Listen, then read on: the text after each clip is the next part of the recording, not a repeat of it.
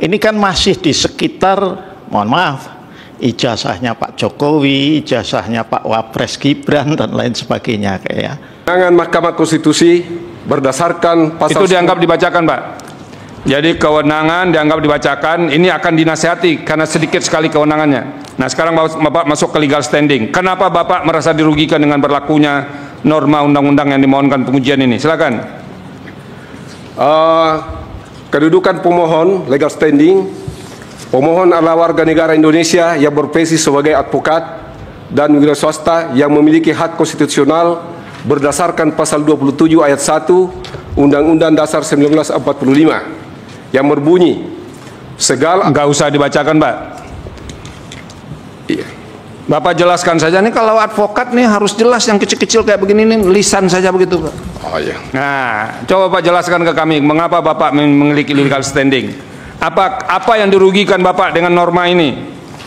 Bapak jelaskan saja. Berdasarkan pasal 17 huruf H angka 5 Ya. Undang-Undang Nomor 14 Tahun 2008 tentang keterbukaan informasi publik yang berbunyi catatan yang menyangkut pribadi seseorang yang berkaitan dengan kegiatan satuan pendidikan formal dan satuan pendidikan non formal. Pasal ini yang membuat gaduh rakyat Indonesia sekarang ini, karena ada yang berpendapat bahwa ijazah seseorang. Bukan, Pak. Yang Bapak terangkan ke kami itu kenapa Bapak dirugikan. Urusan orang lain itu Bapak tidak bisa mewakilinya karena Bapak tidak penerima kuasa dari orang lain. Sekarang Bapak pemohon prinsipal, Bapak jelaskan mengapa Bapak dirugikan dalam norma ini. Nah, jangan ngambil orang lain, Pak. Ya. Kerugian saya yang saya rasakan itu jelas. Apa itu kerugiannya? Adalah ini terjadinya gaduh di mana-mana. Oke. Ya, yang menyebabkan usaha-usaha kami itu sulit. Iya, sering ada demo, kemudian ada perdebatan dan sebagainya. Ya. Yang termasuk kami merasakan bahwa situasi ekonomi dengan adanya ini itu ikut terganggu juga. Oke, jadi gara-gara ijazah ini terganggu ekonomi, Pak ya? Iya, betul. Oke, lanjut. Ya. Lanjut apa lagi, Pak? Yang kedua, ini pasal huruf G intinya sama. Ya. Kemudian pasal 18 ayat 2 huruf A sama juga. Ya, akibatnya sama. Saya kira itu pokoknya. Ya, oke. Sekarang alasan-alasan permohonan, Pak. Posita.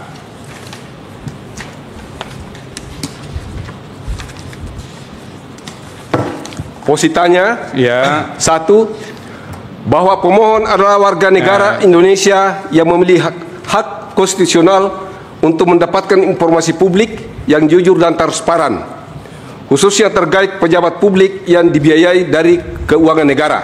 Oke. Yang kedua, bahwa berdasarkan Undang-Undang Nomor 14 2008 tentang keterbukaan informasi publik, pasal 17 huruf G yang menyatakan informasi publik yang apabila dibuka dapat mengungkapkan isi akta otentik yang bersifat pribadi dan kemauan terakhir ataupun wasiat seseorang. Hal ini menjadi multitafsir karena ada yang berpendapat bahwa ijazah merupakan dokumen rahasia, adapun yang mengatakan ijazah bukan dokumen rahasia sehingga menimbulkan kegaduhan. Bahwa berdasarkan Undang-Undang Nomor 14 Tahun 2008 tentang keterbukaan informasi, pasal 18 ayat 2 huruf A yang berbunyi pihak yang rahasianya diungkap memberikan persetujuan tertulis. Pasal ini menimbulkan kegaduhan karena ijazah dianggap dokumen rahasia sehingga tidak bisa dilihat jika pemilik ijazah tersebut tidak memberikan persetujuan secara tertulis.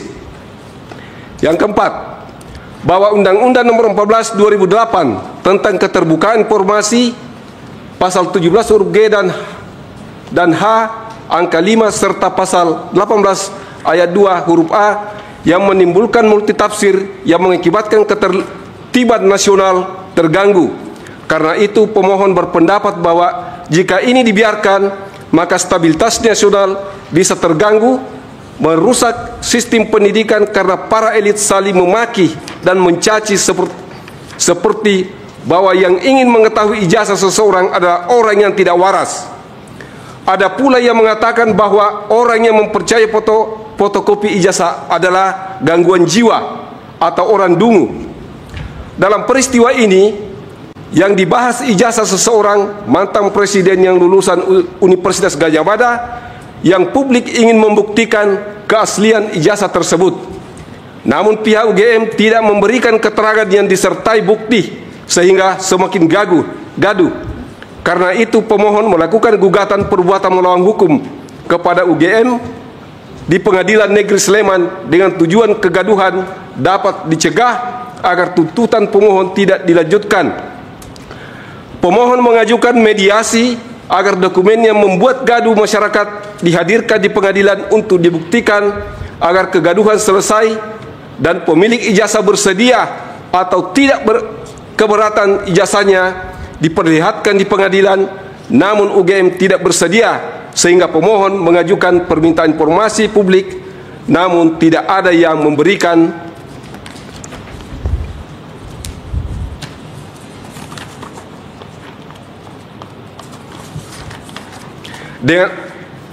dengan alasan dokumen yang dimohonkan minta adalah dokumen yang dikecualikan. Adapun badan publik yang telah pemohon mohonkan dokumen publik sebagai berikut. Saya kira tak usah dibacakan karena panjang. Lanjut. 4.1 sampai 4. Berapa itu Pak ya? Nggak usah dibacakan. Bapak lanjut sekarang ke 4.22.1 Pak. Halaman 7.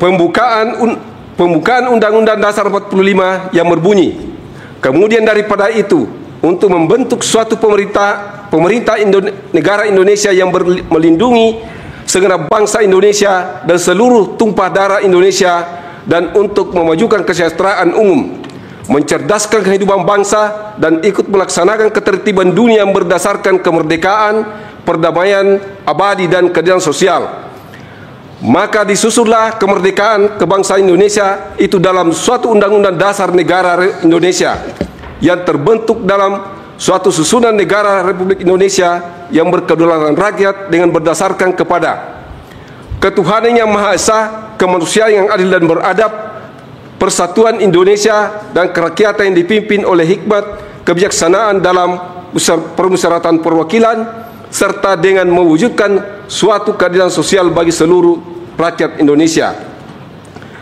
Pasal 30 ayat 1 yang berbunyi, tiap-tiap warga negara berhak dan wajib ikut serta dalam usaha pembelaan negara.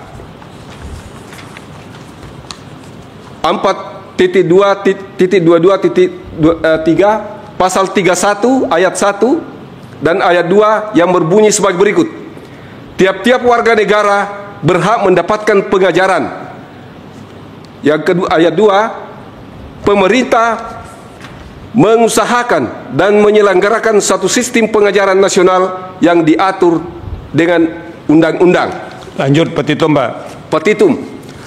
Berdasarkan uraian tersebut di atas, pemohon memohon agar Majelis Hakim Mahkamah Konstitusi berkenan memutuskan: 1. Mengabulkan permohonan pemohon untuk seluruhnya, menyatakan Undang-Undang Nomor 14 Tahun 2008 tentang keterbukaan informasi publik pasal 7 huruf G yang berbunyi, informasi publik yang apabila dibuka dapat mengungkapkan isi akta otentik yang bersifat pribadi dan kemauan terakhir ataupun wasiat seseorang adalah informasi yang dikecualikan. Tetapi skripsi, ijazah seseorang pejabat, mantan pejabat negara dan atau semua yang telah digaji dengan menggunakan uang negara tidak termasuk dokumen yang dikecualikan dan dapat diminta jika dibutuhkan keabsahannya oleh publik.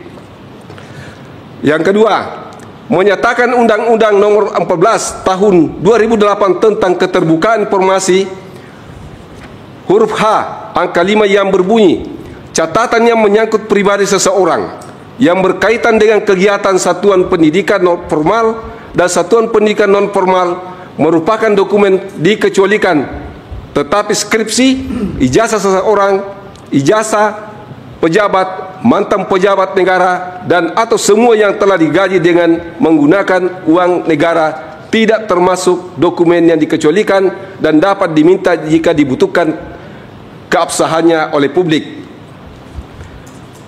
Pasal 18 ayat 2 huruf A yang berbunyi, pihak yang rahasianya diungkap memberikan persetujuan tertulis dan atau jika rahasianya diungkap memberikan persetujuan tertulis, tetapi skripsi ijazah seorang pejabat, mantan pejabat negara atau semua yang telah digaji dengan menggunakan uang negara tidak termasuk dokumen yang dikecualikan dan dapat diminta jika dibutuhkan diuji keabsahannya oleh publik sehingga tidak memerlukan persetujuan tertulis dari pemiliknya.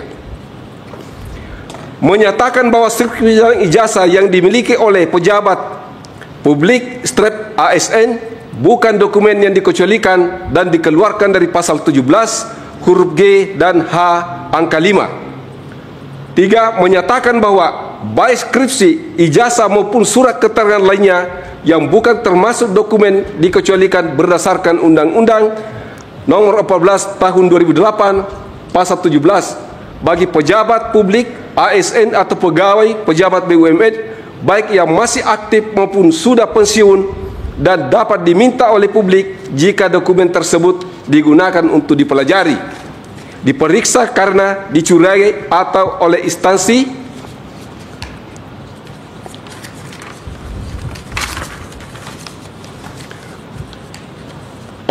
memiliki kompetensi atau dapat diminta melalui pengadilan, baik pengadilan tata usaha negara maupun pengadilan negeri demi kepastian hukum.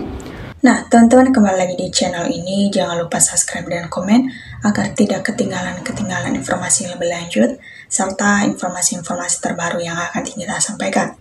Nah, teman-teman, dalam klip video tersebut di mana Mahkamah Agung ini yang memberikan pernyataannya, mereka sedang berdebat dengan hakim mengenai tentang masih banyak MK-MK ini membela Bapak Gibran yang dinamakan, mereka bilang nggak usah diperlihatkan itu ijazah Bapak Gibran yang menjadi pemimpin tidak harus diperlihatkan di depan masyarakat atau dipublikasikan, yaitu terserah mereka. Ya, seakan-akan kita menilai di situ dari kita sebagai masyarakat Indonesia bahwasanya mereka ini ada kerjasama dengan menutupi kasus-kasus tersebut, yang dimana makanya kasus-kasus ini tidak akan pernah selesai karena masih ada dari mereka yang menutupinya atau masih mau supaya kita jangan lagi menindaklanjuti kasus ini, yang dimana hal tersebut yang membuat kita tidak akan pernah maju-maju, ya, negara kita tidak akan pernah maju-maju,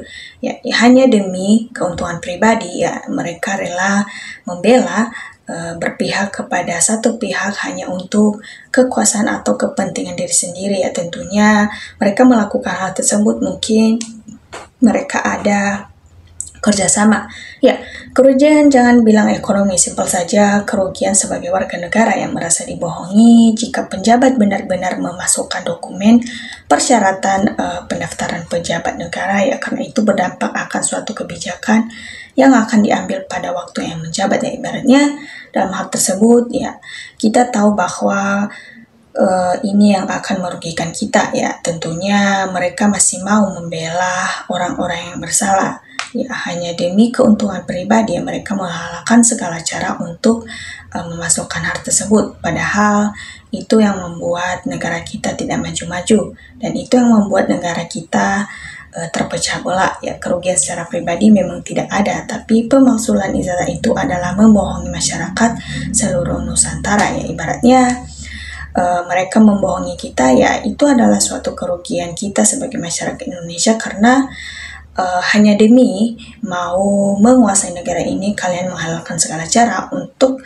menguasai ini. Padahalnya kalau kalian berjujur saja, mungkin kita bisa mempertimbangkan kembali, ya, gitu, karena dia adalah wapres kita, ya. Kalau punya ijazah pasti tidak serumit ini, ya. Masalahnya gampang dibuat susah, ya. Kenapa? Karena dalam hal tersebut, karena memang ijazahnya palsu, ya, tentunya tidak akan ada pernah atau masalah ini tidak akan kelar-kelar, ya. Kenapa tidak akan kelar-kelar ya, karena ijazahnya palsu ya otomatis ya ada bukti yang pasti dari mereka, malahan lebih terbongkar dengan jelas kepalsuan ijazah tersebut ya. Mereka tidak bisa mengelak diri lagi atau meminta pembelaan. Paling mereka meminta para MK ini supaya diperlambat prosesnya ya, dalam sidang-sidang tersebut ya saling diperdebatkan satu sama lain ya, sehingga tidak akan pernah kelar sampai saat ini ya. Mungkin sudah banyak dan sudah beberapa sidang ya, tapi masih belum juga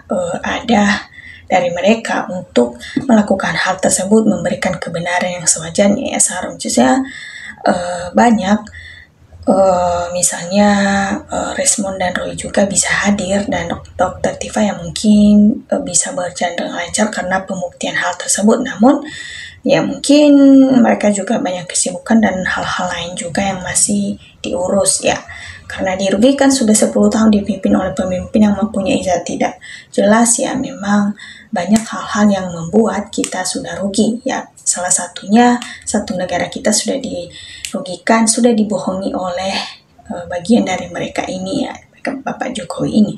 Ya, kita tahu hal tersebut memang tidak sulit untuk kita maafkan, apalagi yang membuat kegaduhan negara kita ini selalu terkait dengan mereka. Ya, Indonesia juga memerlukan hakim-hakim yang jujur dan tegas ya, supaya amanah dalam berintegritas. Yang paling penting yaitu tidak rakus uang ya. Kalau mereka rakus dengan uang ya otomatis negara kita tidak akan pernah maju ya. Karena pada dasarnya sebenarnya hakim-hakim itu harus menjadi orang jujur ya, berani tidak mudah dikendalikan kekuasaannya, harus independen ya, ibaratnya seperti begitu ya. Ijazah emang juga suatu kebanggaan, tapi tidak usah disembunyikan ya, ibaratnya memang kebanggaan dia memang, tapi setidaknya kalau memang benar asli ngapain takut untuk dipublikasikan, kan begitu ya. Emang penjabat wajib diketahui publik supaya tidak ada penjabat menggunakan ijazah palsu, karena kalau terulang hal terus-menerus seperti ini nantinya, maka negara kita sudah tidak pantas disebut negara hukum ya. Negara kita sudah tidak baik-baik saja ya, semakin lama semakin terpecah belah dan makin banyak hal-hal onar yang dibuat oleh para penjabat nantinya ketika masalah ini tidak segera diselesaikan ya. Rakyat tidak butuh pemimpin yang sempurna, rakyat butuh juga pemimpin yang menghadapi masalah dan kejujuran, yang bisa uji pemimpin dan tidak kehilangan kehormatan ya, justru dipercaya oleh masyarakat ya. Misalnya secara terbuka dengan soal ijazah itu ya, kita tunjukkan aja di depan para rakyat ya, ini ijazah saya, misalnya seperti begitu ya. Respon dengan begitu ya mungkin kita bisa menilai itu benar asli atau tidak ya. Tapi dari kita melihat mereka tidak ada tindakan-tindakan atau gerangan dari mereka untuk memperlihatkan, apalagi soal tudingan kasus ijazah tersebut ya harusnya diperlihatkan saja di depan publik kan. Nah teman-teman, demikian dari video ini, kita akan bahas lebih lanjut setelah ini nantinya, dan coba berikan tanggapan Anda di kolom komentar supaya kita bisa saling bertukar pikir dalam menyikapi situasi politik di negara kita ini. Terima kasih teman-teman.